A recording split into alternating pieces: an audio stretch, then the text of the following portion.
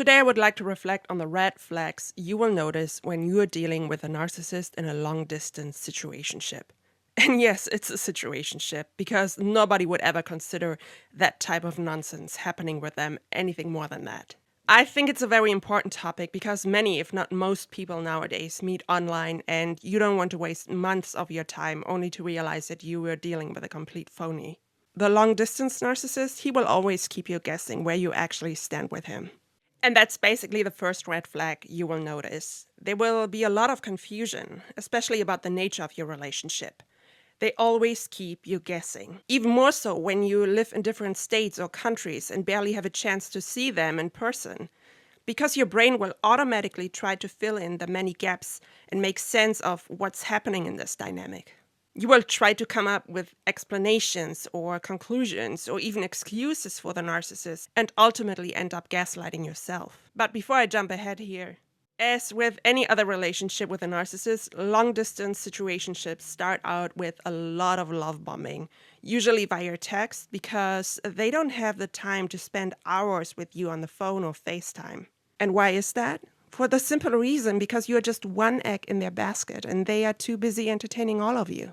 And being long distance, they can blatantly lie to you because you have no chance of validating what they are telling you. They come around with the most outlandish excuses, like they couldn't talk to you or meet up because there was a funeral or their mother got sick out of a sudden. Meanwhile, their mother may have died years ago, which may also give them the perfect opportunity to create and involve you in a sob story because, just like any other narcissist, they play the victim of life. They may even tell you that their circle of friends is so small by now, they don't trust a lot of people anymore, and you will think this makes you so special. I'm sorry to tell you this, you're not a special snowflake. You're being groomed and manipulated. And the small circle of friends turns out to be other women he's inboxing every day on social media. And more of his so-called friends are turning their backs on the narcissist because they are fed up with all the inconsistency and being played all the time. They are nothing but players. Ironically, as you probably already know, narcissists are very self-sabotaging that way. You will have most likely met online via a dating app or social media, because long-distance narcissists, they love social media. And apps like Instagram or Facebook make it so much easier nowadays with encrypted or even hidden messages. They literally enable cheaters and narcissistic behavior. One of the most important manipulation tactics for long-distance narcissists is future faking. They always promise you to make more time for you, to meet you at some point, but they can't tell you when, because they are too busy at work or have other stuff going on. But you will never truly know what. They are very secretive, which is another red flag you will notice. And don't you dare asking for more details as to why they are so busy or unavailable, which makes blatantly lying or gaslighting you their second most favorite tool in their repertoire. Also, this shows you where their priorities are. You're definitely not one of them. And what do they have going on? Entertaining other sources of supply, of course. Or much rather, their supply entertaining them. Because what happens over time, once a long-distance narcissist has got you hooked, you'll be the one chasing him because all you get are breadcrumbs that keep you hooked and confused. As I said before, there's nothing more confusing than being in a situationship with somebody who always keeps you guessing where you stand with them. And that's why they love long distance, yeah? They can disappear and reappear on you as they want. Everything happens on their terms. If they don't like talking to you or prefer talking to somebody else, it's literally just a click of a button on their cell phones. Remember, narcissists suffer from object constancy as well. They cannot build or maintain an emotional connection with you if you're not physically present in their lives. In other words, they simply don't care. But you, on the other hand, are willing to stick around because, once again, due to the lack of information, you've created this fantasy in your head, trying to fill in the gaps with the snippets of information he's been dropping on you every now and then. He may give you a sob story of how difficult his life is at the moment, and he'll meet you and spend more time with you when he's ready and has dealt with his problems. And you will forgive him time and time again, or worse, step into your rescuer or fixer mode, as I used to, and invest even more time and energy into building him up. Some of them are even still stuck in a marriage, but will drag out the divorce to have excuse after excuse. They like playing the "we are separated but still married and living together for financial reasons" card on you. Now he's not only still married, but also having financial problems. Seriously, what makes you think he's ready for you? And believe it or not, even if you've never met in person, you will get trauma bonded with all that inconsistent behavior and intermittent reinforcement, the breadcrumbing, the false promises, and clinging to your hope just as if you were in a physical relationship with them. And don't you ever have an argument with them via text. They will just stonewall you and give you the silent treatment, leaving you on red for a few days until you cave in and apologize because you crave the little good morning or good night crumbs with all these little cute emojis that have absolutely no follow-up. I recently made a podcast on timestamping and will put the link in the description below. You should check this one out to learn more about their tricks when they maintain a double life. Another red flag is that they will send you a bunch of unsolicited selfies so that you will keep lusting after them as you keep on imagining what the two of you would look like together. Again, you are living in a fantasy of a relationship with them. Now, this may seem flattering and fun in the beginning, but they only do this for two reasons, and none of them are any good. First of all, they are addicted to getting a like or a compliment on their pictures,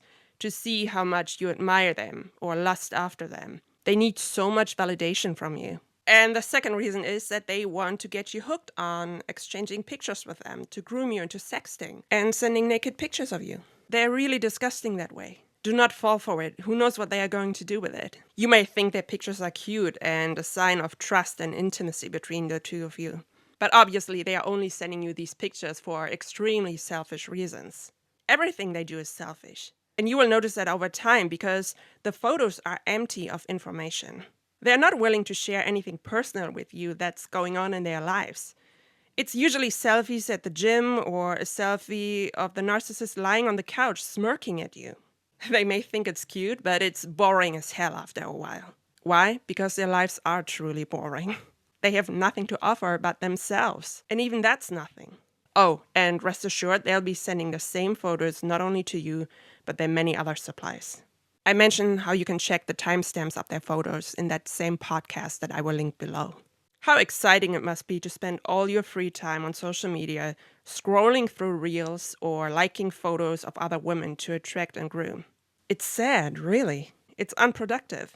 Narcissists love their cell phones. This whole cell phone relationship gives them full control over the situation. Hence, the term situationship. Another thing they will do, they will never share anything personal with you about their day. And if they choose to share something personal, it won't be until after the fact. They may drop a photo in your inbox from a trip they did several days ago, but never told you that they would go on a trip. And why is that? Because they don't want you to ask questions, or even worse, ask them if you can come with them. They are very secretive about their lives and little adventures. Who knows what's happening on these trips and whom they are going to meet at a hotel maybe? Who knows whom they are going to bring along? They will never involve you 100% in their private business until they find it safe to share. And even then, they will probably just give you a couple of half-truths. Watch for inconsistencies in their stories. I had an online situationship with someone who sent me a couple of pictures from a hiking trip a few days after the fact. One photo had a sunset in it, and I said, "I hope you enjoyed that moment with someone." He said he was all alone, and days later he posted these pictures on social media saying how special the day was because he had gone hiking with an old friend. Why was it such a big secret? Which leads me to the next point. They will curate their social media to a T. That same guy was hiding my comments on his posts so that none of his many supplies would know of me. When I found out and I confronted him with that, he made my comments visible again just to keep the peace, but would never interact publicly with me on his social media. They will completely ignore you and treat you like an acquaintance, not a friend, and least of all, not like a love interest. The signs that he was grooming multiple women on the internet were clear as day to me. Another reason they love social media so much is not just the unlimited access to narcissistic supply, but they can keep things as casual and shallow as they are themselves. And behind a screen, everybody is kind of the same. They are not interested and not looking for matching personalities. That's why they also avoid asking you personal questions. They are not interested in you as a person. It's purely transactional. He sells you a dream and you supply him with attention and admiration. Worst case, maybe even your money, depending what kind of a narcissist you're dealing with. A lot of them are catfishing people online. But even if they don't ask for anything, you'll be feeling catfished one way or another, because it never truly amounts to anything with them. Over time, they are starving you, giving you less attention, and then the intermittent check-ins occur. Texts like, hope you're doing well, thinking of you, good morning. And when you respond, there is no answer at all. And be careful to not double text the narcissist, because that shows them how desperate you are for their attention.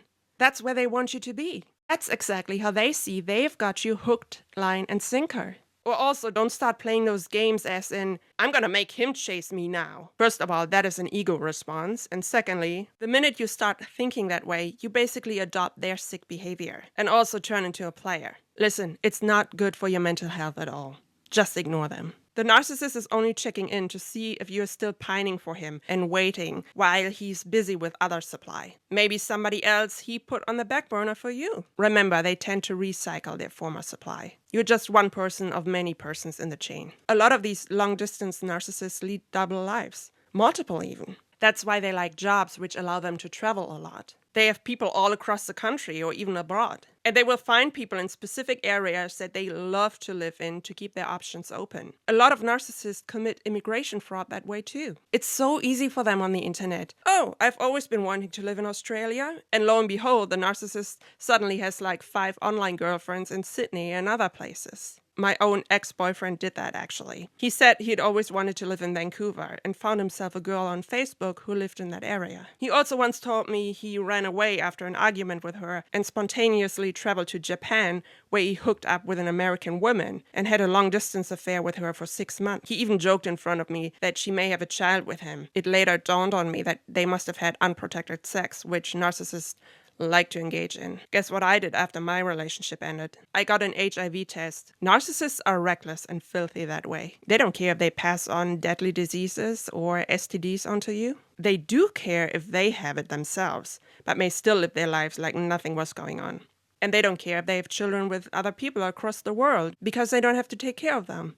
Speaking of the male narcissist here, of course, who will get away with it because of all the lies he's telling and double lives he's living. He can't be found and held accountable. They will never commit because in a long-distance situation, there is no pressure to do so.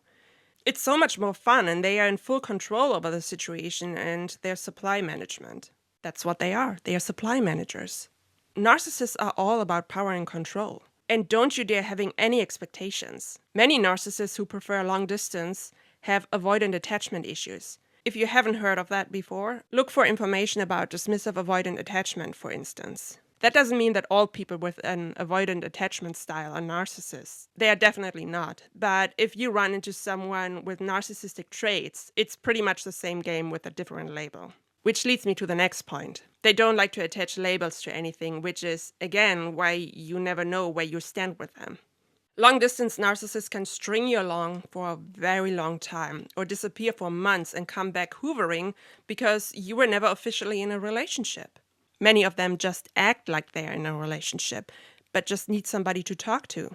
You become their personal entertainer during boring times of the day, like when they're at work or in the bathroom, when they are waiting in traffic or simply chilling on the couch.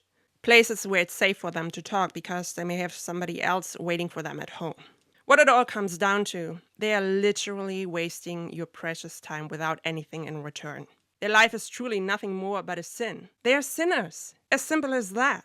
But it seems like the devil who birthed them doesn't seem to have a lot of good intention with them either. They are punished for life already by the mere way they are leading it. They never seem to be happy or satisfied. They are slaves of the devil without even noticing, and not in control at all. They only think that they are. But before I digress into spiritual realms here, let's move on and stay on topic. We deserve something real and stable, and more importantly, present in our lives. Someone who makes us feel loved and seen consistently. Not this wishy-washy on-off type of behavior where you simply don't know what you've got. So the best thing you can do is to just block them and move on. Ever since I had an experience with a malignant narcissist and an online situationship, I have started taking inventory of the things and people that don't serve me in my life. That is, people who basically drain my time and energy. And I take inventory regularly, because toxic people and habits keep sneaking up on you every now and then. And as I said before in another podcast, just because you've healed, It doesn't mean you are invincible now and will never have to deal with a narcissist again. They keep popping up to test us. Like I said, they are sent from the devil to lead us into temptation. Okay, that's all I had to say about the long-distance narcissist. Thank you very much for listening and have a great week.